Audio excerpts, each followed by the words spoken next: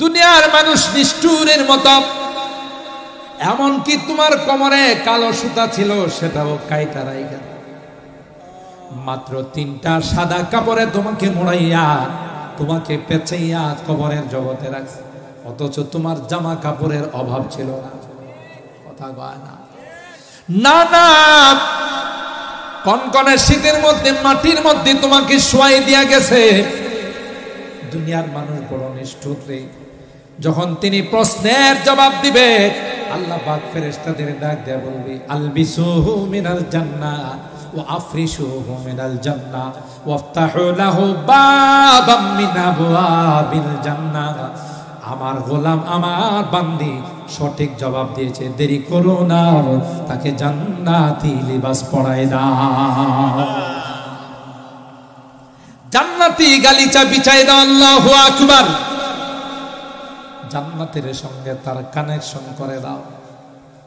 আর যারা নামাজ পড়ে নাই, রোজা রেখে নাই, যারা আল্লাহর হুকুম মানে নাই, পর্দা মেনটেন করে নাই, হালাল খায় নাই, হারাম খাইছে, আল্লাহর অবাধ্য হয়ে চলছে, ফেরেশতা বলবে মান রব্বুক, সে জবাব দিবে হা হা আল্লাহ।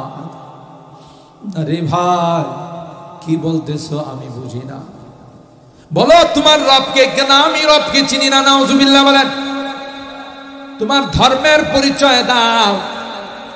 ধর্মের নাম বলতে পারবে না। যখন পরীক্ষায় ফেল করবে, পাসপোর্ট আর ভিসা দেখাইতে পারবে না, তখন কি বিদেশে পাঠাইবে না লাল ঘরে পাঠাইবে? লালঘর চিনেন? জেলখানায় পাঠাবে। ঠিক ফেরেশতাদের প্রশ্নের জবাব যখন দিতে পারবে না, তখন তার উপর শাস্তি শুরু হয়ে যাবে। দুই পাশের মাটি আইসা এমন চাপ দিবে, এমন চাপ দিবে, পয়গম্বর বলে হাকাযা ওয়াসাব্বাকা বাইনা আসাবিহি, হাতের আঙ্গুল যেমন একটা আরেকটার ভিতরে ঢুকে যায়, মাটির চাপের কারণে বাম পাজরের হাড্ডি ডান পাজরে যায় ঢুকে যাবে।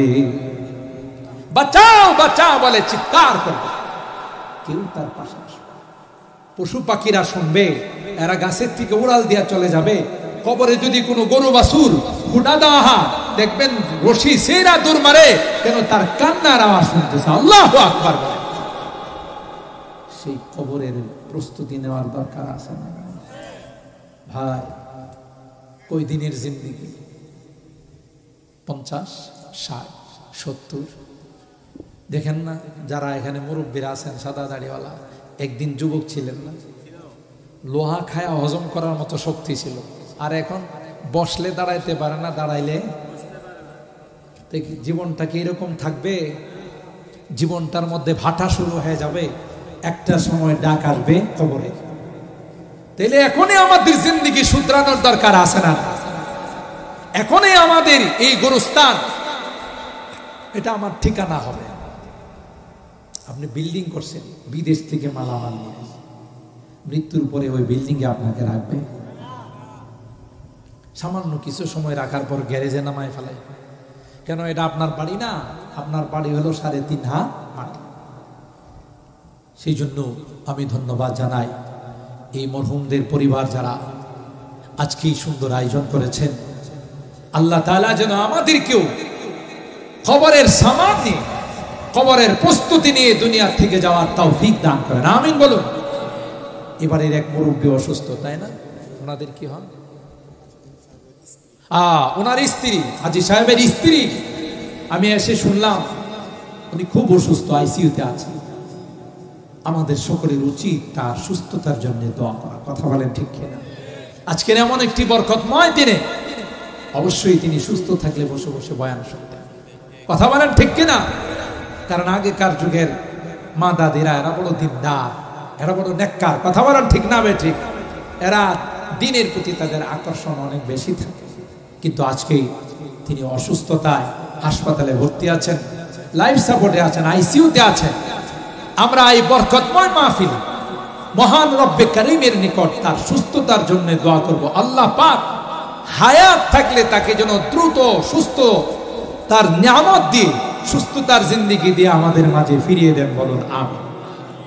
আর যদি হায়াত নাই থাকে, কেউ তো আমরা জানি না, আর যেতে তো হবে সকলকে, আজ নয় সুতরাং যদি ওনার হায়াত আল্লাহর বরাদ্দে না থাকে তাহলে উনি চলে যাবেন, আল্লাহ পাক যেন তাকে ঈমানের সাথে মৃত্যু নসিব করে দেন, আমিন বলেন। আর এই দুই মুরব্বী সহ এই গোরস্থানে যারা এই এলাকার শুয়ে আছেন, আল্লাহ তাআলা সকলকে যেন জান্নাতের মেহমান বানায় দেন, আমিন বলেন।